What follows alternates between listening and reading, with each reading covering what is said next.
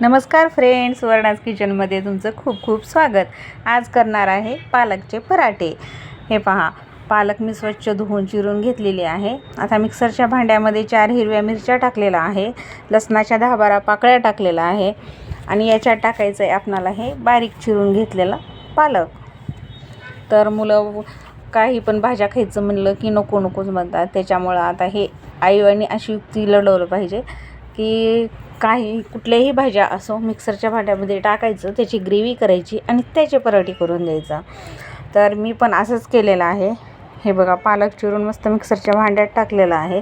आता थोडीशी हळद आणि मीठ पण टाकलेलं आहे। आता हे मस्त आपल्याला करून घ्यायचं आहे याचं छान पेस्ट। याच्यामध्ये आपण अजून जिरे टाकायचं 1 चमचा आणि याच्यामध्ये दुसरं म्हणजे ओवा टाकलं की मस्त खमंगपणा येतो, त्याच्यामुळे 1 चमचा ओवा पण टाकून घ्यायचा आहे। आता हे सर्व साहित्य मी छान मिक्सरच्या भांड्यातनं बारीक करून घेणार आहे, एकदम पेस्ट करणार आहे, म्हणजे काय कोणती भाजी आहे काहीच कळू नये। हे बघा, छान मस्त वाटून घेतलेलं आहे, एकदम बारीक। थोडंसं पाणी टाकून वाटलेलं आहे, कारण तसंच भाजीवर जास्त नाही वाटत, त्याच्यामुळं पाणी टाकून वाटलं की हे बघा अशा प्रकारे वाटून होतं। हे असं वाटून घेतलेलं आहे मी। बघा, कलर तर किती सुंदर आला आहे पालकचा। आता हे आपण वाटलेलं पेस्ट एका टोपल्यामध्ये काढून घ्यायचं आहे। मिक्सरचं भांडं धुवून त्याच पाण्यामध्ये पीठ मळलं तरी चालतं नंतर। आता या टोपल्यामध्ये आपण टाकायचं आहे गव्हाचं पीठ। याच्यामध्ये नंतर टाकूया आपण बेसनचं पीठ 1 वाटी। गव्हाचं पीठ जास्त घ्यायचं आहे आणि बेसनचं पीठ थोडंसं कमी घ्यायचं आहे। आणि याच्यावर टाकलेली आहे मी हिरवी कोथिंबीर, मग थोडीशी हळद मीठ टाकलेलं आहे आणखीन, आणि 1 मोठा चमचा तेल टाकायचं आहे।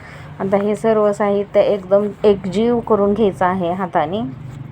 सर्व तेल, मीठ, मिरचू, ते पालकची पेस्ट सर्व मिक्स झालं की आपण हे असं घट्ट पीठ मळून घ्यायचं आहे। हे बघा, तर हे पीठ थोडंसं 10 मिनिट भिजायला ठेवायचं आहे। आणि आता भिजल्यानंतर मी पराठे करायला घेतलेला आहे आणि हे साईडला प्लेटमध्ये घेतलेलं आहे तीळ।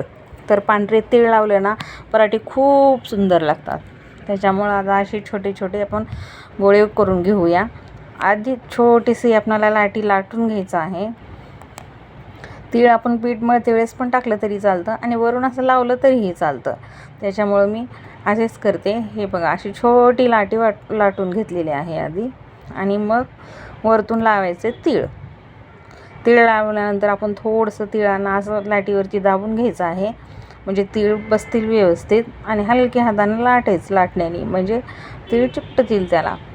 हे पहा असे। आता अशा प्रकारे मस्त मोठा पराठा करून घ्यायचा आहे आणि छान मध्यम गॅसवर तळून घ्यायचं आहे। आता तव्यावर थोडंसं तेल टाकलेलं आहे, तेल टाकून पराठे एकदम खरपूस भाजून घ्यायचं आहे। आपल्याला गरम गरम खायचं असलं तर छान मध्यम गॅसवर खरपूस भाजून घेतलं ना खूप सुंदर लागतात पराठे। हे बघा, तुम्ही तूप पण लावू शकता, तेल पण लावू शकता, जशी आवड आहे तशी करू शकता।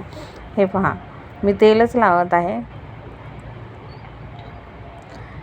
हे बघा, अशा गोल्डन कलरचा होईपर्यंत पराठा तळून घ्यायचा आहे जास्त तेल लावून, म्हणजे खूप खमंग लागतो हा, आणि मुलांच्या डब्यामध्ये देण्यासाठी पण खूप छान खरं म्हणजे।